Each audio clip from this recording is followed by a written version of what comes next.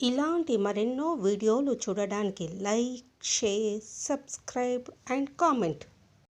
ఈరోజు ఈ వీడియోలో సంకటహర చతుర్థికి చంద్రోదయ సమయానికి సంబంధం ఏమిటి? చంద్రోదయ సమయానికి వినాయక పూజ చేయాలా, లేదా ఉపవాసం విరమించాలా, లేదా మరేదైనా కార్యక్రమం చేయాలా అనే విషయాల గురించి తెలుసుకుందాము.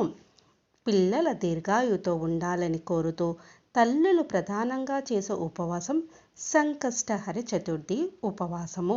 దీన్నే సకత్ చౌత్ అని కూడా పిలుస్తారు. సకత్ చౌత్ రోజు ఉపవాసం ఉంటే అన్ని రకాల సంక్షోభాలు తొలగిపోయి జీవితంలో సుఖ సంతోషాలు చేకూరుతాయని విశ్వాసము. సంకష్టహర చతుర్థి నాడు చంద్రోదయ సమయం చాలా ప్రత్యేకమైనది.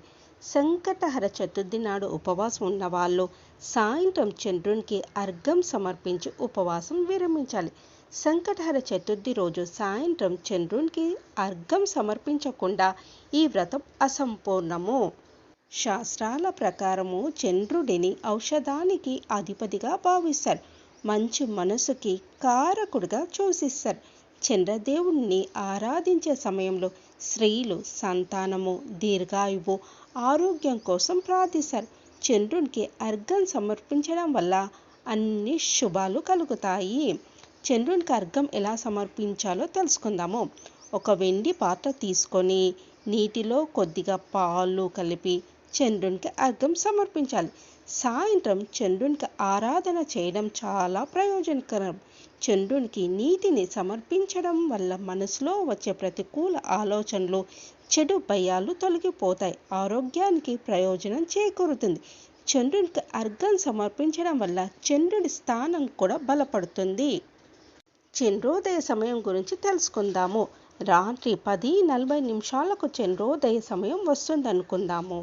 ఉదయం నుంచి కఠినమైన ఉపవాసం ఉండి రాత్రి 10:40 వరకు ఉపవాసం విరమించకుండా ఉండాలి అంటే ఉండలేరు. కాబట్టి సాయంత్రం పూజ తర్వాత ఉపవాసం విరమించాలి. చంద్రోదయ సమయానికి చంద్రునికి అర్ఘ్యం సమర్పించాలి. చంద్రునికి అర్ఘ్యం సమర్పించేటప్పుడు పఠించవలసిన మంత్రం గురించి తెలుసుకుందాము. గగనార్ణవామానిక్య